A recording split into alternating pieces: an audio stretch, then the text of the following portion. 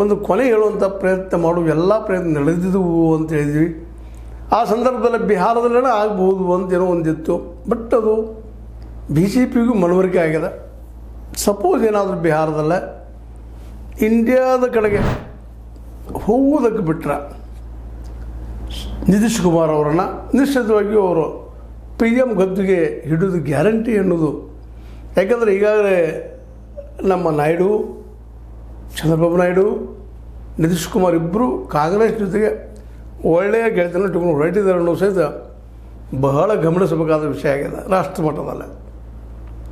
ಹೀಗಾಗಿ ಆ ಭಯದಿಂದಾಗಿ ಶತಾಯಗತ ಈ ಸಲ ಬಿ ಜೆ ಪಿಯ ವ್ಯಕ್ತಿಯೇ ಬಿಹಾರದ ಮುಖ್ಯಮಂತ್ರಿ ಆಗಬೇಕಂತ ಬಯಸಿದಂಥ ಮೋದಿ ಶಹಾ ಜೋಡಿ ಕೊನೆಯ ಕ್ಷಣದಲ್ಲಿ ನಿತೀಶ್ ಅವರಿಗೆ ಹಸಿರು ಶಾಂತಿ ತೋರಿಸಿ ಅವರನ್ನು ತಮ್ಮಲ್ಲಿ ಇಟ್ಟುಕೊಂಡೇ ನಿತೀಶ್ ಅವ್ರನ್ನ ಹಣಿಯುವ ಕೆಲಸ, ಜೊತೆಗೆ ತಮ್ಮ ಪಿ ಎಮ್ ಪೋಸ್ಟ್, ಪ್ರಧಾನಿ ಪೋಸ್ಟ್ ಉಳಿಸ್ಕೊಳ್ಳೋ ಕೆಲಸವನ್ನು ಬಹಳ ಜಾಣ್ಮೆಯಿಂದ ಮಾಡಿದರೂ ಸಹ ಈಗ ಪೋರ್ಟ್ಫೋಲಿಯೋ ಖಾತೆಗಳು, ಮುಖ್ಯ ಖಾತೆಗಳು ಯಾವಪ್ಪ ರಾಜ್ಯ ಮಟ್ಟದಲ್ಲಿ ನಿಮಗೆ ಗೊತ್ತು?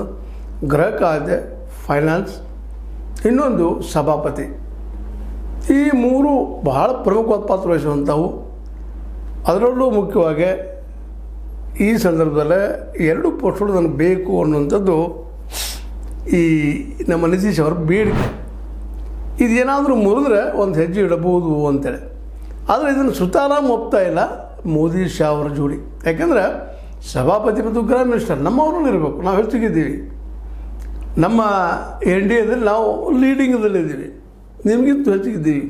ಮತ್ತು ಮೋದಿಯವರ ಮುಖದಿಂದ ನಾವು ಗೆದ್ದಿದ್ದೀವಿ ಅನ್ನುವಂಥ ಈ ಸಾಮ್ರಾಟ್ ಚೌಧರಿ ಅವರ ವಾದ, ಉಪಮುಖ್ಯಮಂತ್ರಿಗಳಿದ್ದಾರೆ ಬಿ ಜೆ ಪಿ ಅವರಿಬ್ಬರು, ಅವರ ಅಭಿಪ್ರಾಯ, ಜೊತೆಗೆ ಮೋದಿಯವರ ಒತ್ತಡ. ಹೀಗಾಗಿ ಅವರಿಬ್ಬರ ಮಧ್ಯದಲ್ಲೇ ನಿತೀಶ್ ಮತ್ತು ಮೋದಿಯವರ ಮಧ್ಯದಲ್ಲೇ ಬಿರುಕುಗಳು ಹೆಚ್ಚಾಗ್ತದೆ ದಿನಕ್ಕೆ. ಅದರಲ್ಲೂ ಹೋಮ್ ಮಿನಿಸ್ಟರ್, ಗೃಹ ಖಾತೆ ಬಿ ಜೆ ಪಿ